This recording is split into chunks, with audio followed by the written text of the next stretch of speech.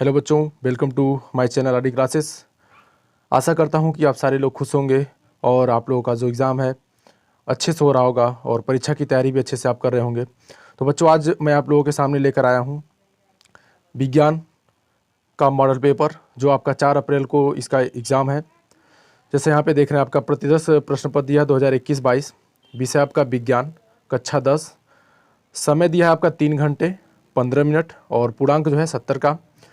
कुछ इसमें जैसे निर्देश दिए हैं, प्रारंभ के 15 मिनट परीक्षार्थियों को प्रश्न पत्र पढ़ने के लिए निर्धारित हैं। इस तरह से जो आपका मतलब एग्ज़ाम का जो क्वेश्चन पेपर आएगा उसमें भी आपके निर्देश होंगे। और इसमें सामान्य निर्देश हैं। यह प्रश्न पत्र 3 खंडों क ख ग एवं ग में विभाजित होगा। यानी कि जो आपका प्रश्न पत्र होगा उसके 3 खंडों के क ख तथा ग, भौतिक विज्ञान, जीव विज्ञान, रसायन विज्ञान, इस तरह से जो है 3 खंडों में ये विभाजित होगा। प्रत्येक खंड का पहला प्रश्न बहुविकल्पी है। 4 उत्तर विकल्प दिए गए हैं। सही विकल्प चुनकर अपनी उत्तर पुस्तिका में लिखिए। यानी कि जो पहला आपका प्रश्न होगा वो बहुविकल्पी होगा, जिसके 4 विकल्प दिए गए होंगे और जो सही उत्तर होगा उसका आपको चुन करके आपके बुक में मतलब उसमें जो आंसर है उसको लिखना होगा। ठीक है। फिर आगे दिया है कि जो आपका प्रत्येक खंड के सभी प्रश्न एक साथ करना आवश्यक है। प्रत्येक खंड नए पृष्ठ से प्रारंभ किए जाएंगे। यानी कि अगर आप पहला खंड स्टार्ट करते हैं तो पहले उस खंड के सारे क्वेश्चन को कर लेंगे, फिर जो है नए खंड को स्टार्ट करेंगे। और साथ में सभी प्रश्न अनिवार्य हैं, यानी कि सारे प्रश्न करना है। प्रश्नों के निर्धारित अंक जो है उनके सम्मुख दिए गए हैं। और आगे आवश्यकता अनुसार अपने उत्तरों को पुष्टि स्वच्छ एवं नामांकित चित्रों तथा रासायनिक समीकरण द्वारा कीजिए। यानी कि वहाँ पे जो आपको चित्र भी बना सकते हैं और जो रासायनिक समीकरण हैं उनको भी दे सकते हैं, जैसी आपकी आवश्यकता होगी। तो ठीक है, अब आगे हम लोग स्टार्ट करते हैं बिना विलंब के खंड क।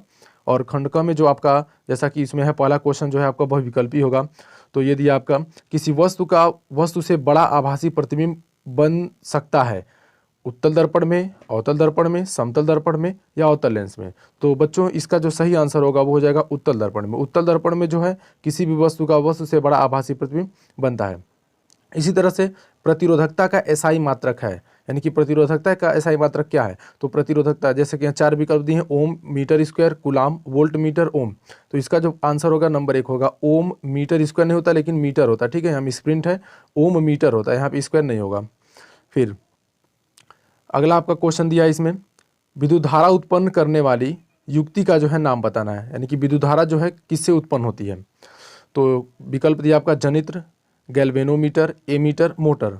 तो जो विद्युत धारा होती है वो जनित्र के माध्यम से उत्पन्न की जाती है, जिसमें 2 जो है चुंबक लगे होते हैं, उसके बीच में किसी कुंडली को घुमाया जाता है तो कुंडली में विद्युत धारा उत्पन्न हो जाती है। ठीक है। तो अगला क्वेश्चन है हमारा, अभिनेत्र लेंस की फोकस दूरी में परिवर्तन किया जाता है। यानी कि जो अभिनेत्र लेंस है, यानी कि मानव नेत्र का जो लेंस है उसकी फोकस दूरी में परिवर्तन किससे करते हैं? इसमें आपके 4 विकल्प दिए हैं, पुतली द्वारा, दृष्टिपटल द्वारा, पक्षमाभि द्वारा, परितारिका द्वारा। तो इसमें जो परिवर्तन होता है वो आपका पक्षमाभि के द्वारा किया जाता है। अभिनेत्र लेंस की फोकस दूरी में परिवर्तन जो होता है पक्षमाभि पेशियों के द्वारा किया जाता है। फिर आपका इसमें खंड क का जो है क्वेश्चन नंबर 2 है, जो आपका लिखित होगा इसमें। ठीक है। इसमें पहला क्वेश्चन क्या है? वाहनों में किस प्रकार के दर्पण को पश्च दृश्य दर्पण के रूप में वरीयता प्रदान की और क्यों? मतलब जो वाहन होते हैं उसमें पीछे के दृश्य को देखने के लिए किस प्रकार के दर्पण की वरीयता दी जाती है और क्यों दी जाती है? तो इसका जो आंसर होगा आपका उत्तल दर्पण। ठीक है। इसमें जो होता है उत्तल दर्पण का उपयोग करते हैं। क्यों? क्योंकि जो उत्तल दर्पण होता है वो दूर की वस्तु का, मतलब बड़ी से बड़ी वस्तु का जो है छोटा प्रतिबिंब बनाता है, इसलिए इसमें उत्तल दर्पण का उपयोग करते हैं। ठीक है। फिर अगला क्वेश्चन है, किसी अवतल लेंस की फोकस दूरी 15 सेमी, वस्तु को लेंस से कितनी दूरी पर रखें कि वस्तु के द्वारा वस्तु का लेंस से 10 सेमी दूरी पर प्रतिबिंब बने? ठीक है। तो ये जो है आपका न्यूमेरिकल है, इसको आपको लगाना होगा। जो लेंस का फार्मूला है 1/v प्लस 1/u बराबर 1/f के माध्यम से जो है आप इसको सॉल्व करेंगे। ठीक है।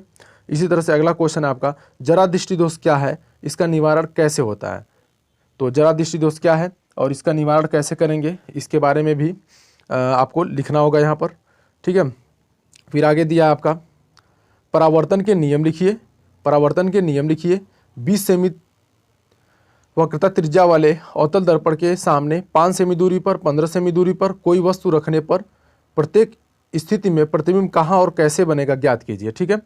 तो यहाँ पे आपको जो है परावर्तन के नियम लिखना है और साथ ही में ये जो न्यूमेरिकल दिया है उसको सॉल्व करना है। फिर अगला क्वेश्चन आपका, लेंस क्या होता है? प्रकाशित गुणों के आधार पर ये कितने प्रकार के होते हैं? उत्तल लेंस के प्रथम फोकस तथा लेंस के बीच पर स्थित वस्तु के प्रतिबिंब का बनना किरण आरेख खींचकर जो है दिखाना, यानी कि इसमें जो है आपको किरण आरेख भी खींचने की आवश्यकता है। फिर ख है आपका दूसरे का ख, किसी चालक का प्रतिरोध किन कारकों पर निर्भर करता है? दिए गए पदार्थों के लिए लंबाई मतलब किसी L लंबाई तथा A मोटाई के तार का प्रतिरोध 4 ओम है। इस पदार्थ के किसी अन्य तार का प्रतिरोध क्या होगा जिसकी लंबाई 1/2 तथा मोटाई 2a है।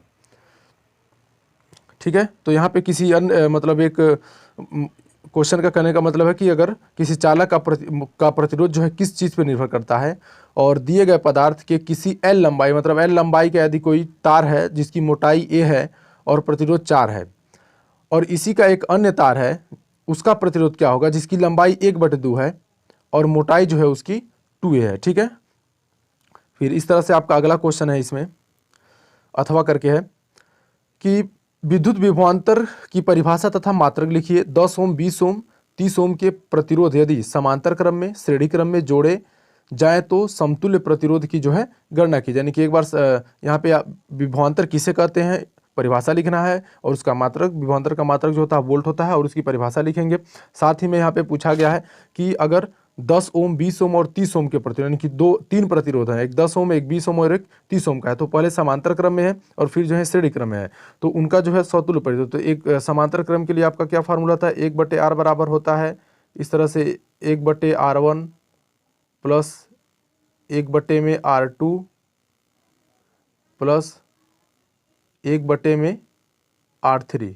ठीक है, ये जो होता है आपका समांतर क्रम का फार्मूला था। इसी तरह से श्रेणी क्रम का फार्मूला होता है R बराबर होता है R1 plus R2 plus R3। ठीक है, इस फार्मूले से जो है आप इसको निकाल सकते हैं।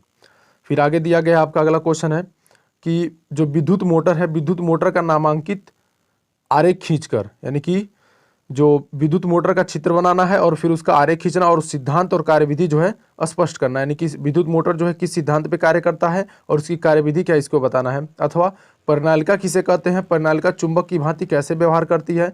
किसी छड़ चुंबक की सहायता से विद्युत धारावाही परिनालिका के उत्तर तथा दक्षिणी ध्रुव को निर्धारित कैसे किया जाता है, इसके बारे में। मतलब अगर इसमें आपके 3 क्वेश्चन है, 2 नंबर आपका दिया गया है परिनालिका किसे कहते हैं उस पर, और फिर 3 नंबर जो है परिनालिका चुंबक की भांति कैसे व्यवहार करती है किसी छड़ चुंबक की सहायता से। इसमें जो है आपके 2 नंबर है, किसी छड़ चुंबक की सहायता से विद्युत धारावाही परिनालिका के उत्तर तथा दक्षिण ध्रुव का निर्धारण कैसे करते हैं। ठीक है, तो ये जो आपका खंड का है जो भौतिक विज्ञान था, और इसको जो है आप लोग अच्छे से जो है याद कर लीजिएगा। फिर आगे आपका खंड ख है जो रसायन विज्ञान है, जिसमें हमारा पहला एक अभिक्रिया दिया है। अभिक्रिया क्या दिया है? ZnCuSO4।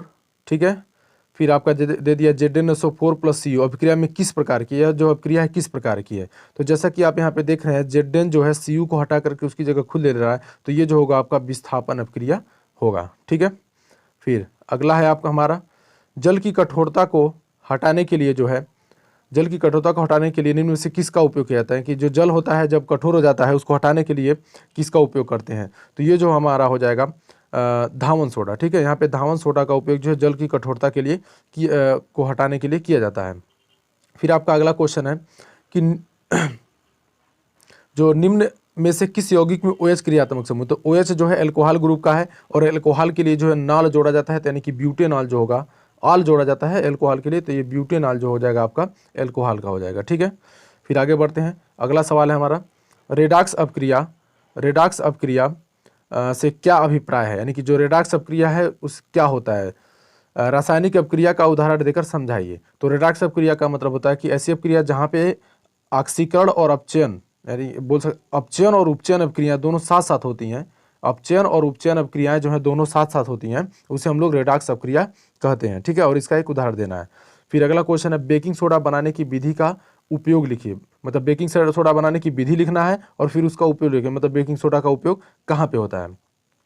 फिर अगला क्वेश्चन हमारा आधुनिक आवर्त नियम क्या है? आवर्त सारणी के किसी आवर्त में दाएं से बाएं जाने पर परमाणु त्रिज्या में क्या परिवर्तन होता है? यानी कि जो आपकी आधुनिक आवर्त सारणी है उसका नियम क्या है? और तो आधुनिक आवर्त सारणी का नियम है कि जो तत्व होते हैं, तत्वों के भौतिक तथा रासायनिक गुणधर्म उनके परमाणु क्रमांकों के आवर्ती फलन होते हैं। और अब इसका जो है बाएं से दाएं जाने पर जो है परमाणु त्रिज्या में क्या परिवर्तन होता है इसके बारे में आप वहाँ लिखेंगे। तो बाएं से दाएं जाने पर जो परमाणु त्रिज्या होगी उसके आकार में वृद्धि होगी। क्यों? क्योंकि जो परमाणु क्रमांक होगा बाएं से दाएं जाने पर बढ़ने लगता है। ठीक है, फिर आगे यहाँ पे दिया है, देखिए 7 नंबर में इसका जो IUPAC नेम लिखना है आपका। यहाँ पे जो दिया है इसका IUPAC नेम लिखना है। और फिर इसी तरह से 2 नंबर दिया है, 2 नंबर में भी आपको यहाँ पे इसका IUPAC नेम लिखना है। ठीक है, फिर अगला क्वेश्चन यहाँ पे है, संक्षारण किसे कहते हैं? धातुओं की संक्षारण रोकने की 2 विधियों का उपाय की, मतलब 2 रोकने की जो है 2 विधियाँ लिखी है। तो संक्षारण किसे कहते हैं? तो जो धातुएँ होती हैं, धातु को किसी नमी युक्त स्थान पे रखने पर जो है उसके उस पे जैसे लोहे पे जंग लगना हो गया, इस तरह से इन सबको जो है संक्षारण कहते हैं। और इनके बचने के उपाय भी लिखना है, जैसे यसद लेपन हो गया, तेल लगा करके, ग्रीस लगा करके इसे रखने से जो है संक्षारण से बचा जा सकता है। ठीक है, आगे दिया निम्नलिखित पर जो है टिप्पणी करना है। कार्बनिक यौगिकों में प्रतिस्थापन अपक्रिया। ठीक है, कार्बनिक यौगिकों में जो है प्रतिस्थापन अपक्रिया पे आपको टिप्पणी करना है। साबुन की सफाई की प्रक्रिया पे या समजाति श्रेणी पे जो है टिप्पणी करना है। ठीक है, फिर इसमें अथवा करके दे दिया, तो या तो ऊपर वाला करेंगे या तो इसमें से जो है नीचे वाला करेंगे। तो अथवा में जो है रासायनिक निम्नलिखित रासायनिक समीकरण लिखिए। निम्नलिखित का जो रासायनिक समीकरण है, एथेनॉल सोडियम के साथ अपक्रिया करता है, यानी कि जब एथेनॉल जो है सोडियम के साथ अपक्रिया करता है तो वो क्या बनाता है, इसके बारे में जो है यहाँ पर आपको रासायनिक समीकरण के द्वारा जो है इसको दिखाना। ठीक है, इसी तरह से एथिल अल्कोहल को 433 के ताप पर सांद्र सल्फ्यूरिक अम्ल के साथ गर्म करने पर, तो जो एथिल अल्कोहल है वो जब 443 के ताप पर जो है सल्फ्यूरिक अम्ल के साथ उसको गर्म किया जाता है तो वहाँ पे जो है आपका क्या होता है, तो इस अपक्रिया को हम लोग निर्जलीकरण भी कहते हैं। जब इसको गर्म करते हैं तो यहाँ पे जो है एथिन का निर्माण होता है। ठीक है, यहाँ पे एथिल अल्कोहल को जब 443 के ताप पर जो है सांद्र सल्फ्यूरिक अम्ल के साथ गर्म किया जाएगा तो वहाँ पे जो एथिन का निर्माण होगा और इस अपक्रिया को निर्जलीकरण भी बोलते हैं। ठीक है, इसी तरह से अगला क्वेश्चन है, मेथिन को वाई में जलाया जाता है, यानी कि जब मेथिन है, मेथिन को जब हम लोग वाई में जलाते हैं तो वहाँ पे क्या होता है। ठीक है, इसी तरह से एथेनॉइक अम्ल एथेनॉल के साथ अपक्रिया करता है, यानी कि एथेनॉइक अम्ल का जब हम लोग एथेनॉल के साथ अपक्रिया कराते हैं तो क्या बनता है। ठीक है, इनका जो है रासायनिक समीकरण लिख करके यहाँ पर इसको दिखाना है। फिर अगला रासायनिक समीकरण यहाँ पर दिया, एथेनॉइक अम्ल सोडियम कार्बोनेट से क्रिया करता है। एथेनॉइक अम्ल को सोडियम हाइड्रोजन कार्बोनेट के साथ क्रिया। एथिल अल्कोहल का क्षारीय के मेनोफोर की उपस्थिति में ऑक्सीकरण। तो ये जितनी भी आपकी जो है अब क्रियाएँ दी हैं इनका जो है रासायनिक समीकरण लिख करके जो है आपको दिखाना है। ठीक है, इस तरह से खंड ख भी आपका जो है समाप्त हुआ। और फिर आपका है खंड ग। अब देखिए खंड ग में क्या है, यहाँ भी जो पहला हमारा क्वेश्चन होगा वो इसी तरह से हम बहुविकल्पी होगा।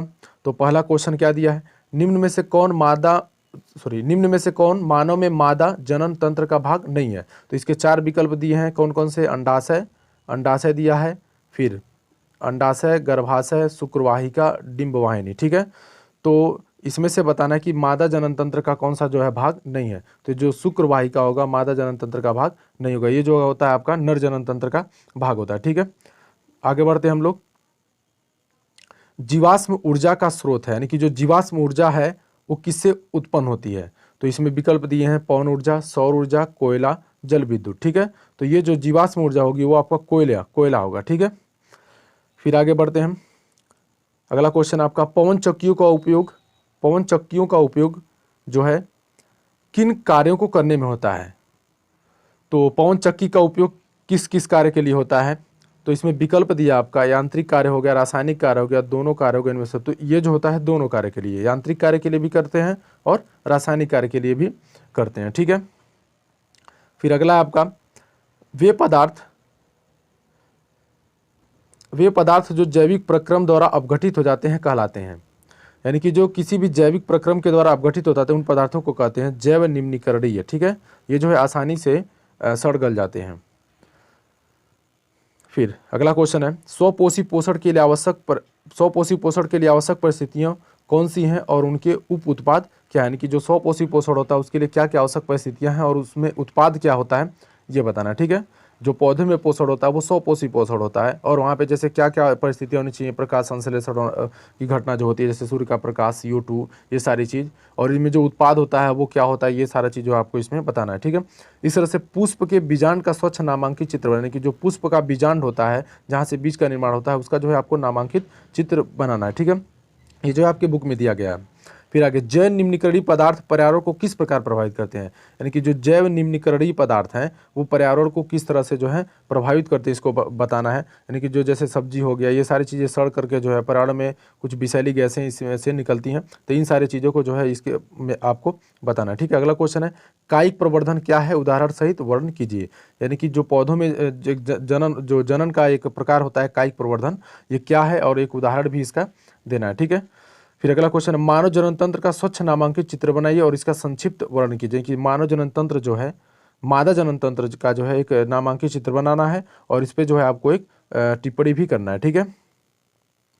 फिर आगे दिया है, लिंग गुणसूत्र किसे कहते हैं, मानव में लिंग निर्धारण की प्रक्रिया को समझाइए। कि जो लिंग गुणसूत्र क्या है, तो जो लिंग गुणसूत्र होते हैं दो प्रकार के होते हैं, X और Y, जिनका लिंग निर्धारण में बहुत योगदान होता है, और मानव में जो लिंग निर्धारण की प्रक्रिया है इसको आपको बताना है। इसी तरह से अगला क्वेश्चन है, जीवाश्म क्या है और वे जैव विकास प्रक्रम के विषय में क्या दर्शाते हैं। यानी कि जीवाश्म किसे कहते हैं और वे जो जैव विकास के प्रक्रम के विषय में क्या बताते हैं, उसके बारे में जो है आपको लिखना है, ठीक है।